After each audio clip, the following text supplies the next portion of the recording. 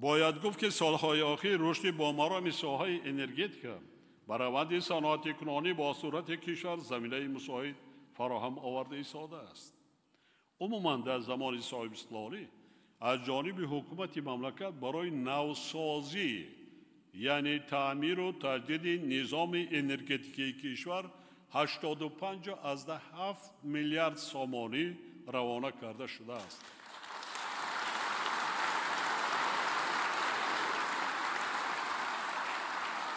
دوستان عزیز، من زبانی دقتی میفهمونم که مردم هم فهمند چی معنا دارد.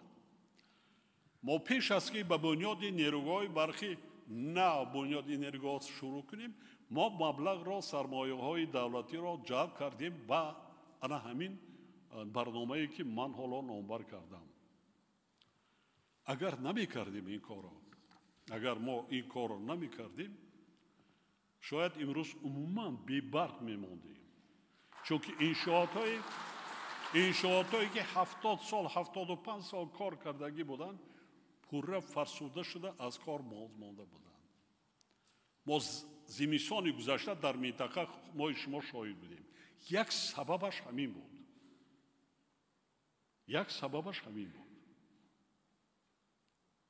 8.5 میلیارد قریب 9 میلیارد دلار ما برای تجدید و از نوسازی روان کردیم تا خطهای برقی 110 کیلووات 110 کیلووات چی بین داخلی دههای محله آنشین 34 را عوض کردیم.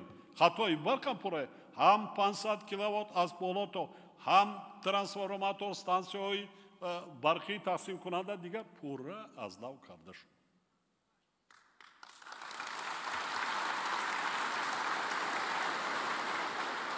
در این دوره تنها برای از نوسازی نیروهای برقی آبی عمل کننده بیش از 11 میلیارد سومانی روانه گردیده. نیروهای برقی آبی سربند پوره تجدید و اقتدار آن 30 میگاوات زیاد کرده شد. 1 میلیارد و 360 میلیون سومانی خراجات کردیم برای سربند پوره از نو کردن. 136 میلیون دلار با کمک و دستگیری اینستیتوت‌های بین‌المللی مالیوی با طریق گرانت.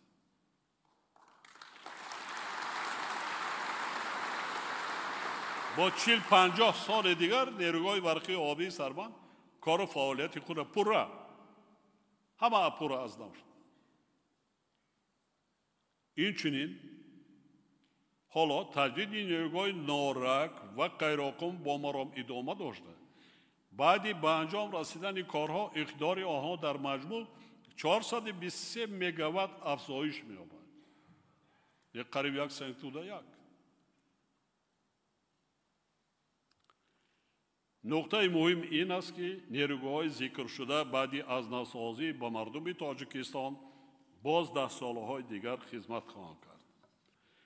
حکومت مملکت با در نظر داشت فراوانی ذخیره‌های هیدروانرژتیکی اقتدار بزرگ استحصال انرژی سبز و صادرات آن در جاده نائل گردیدن به هدف استراتژی خود رسیدن به استقلال انرژتیکی قدم‌های استوار گذاشته ایستاده است.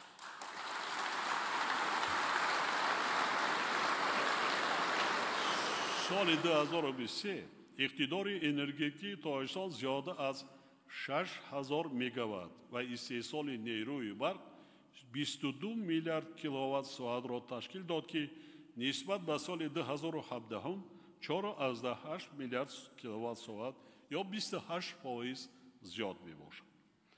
با مقصدی رسیدن به هدفهای گذاشته شده ضرور است که در سالهای آینده از جانب حکومت مملکت، وزارت انرژتیک و ذخیره‌های آب و دیگر ساختار و مقامات مربوطه تدبیرهای زیرین عملی کرده شود. یکم،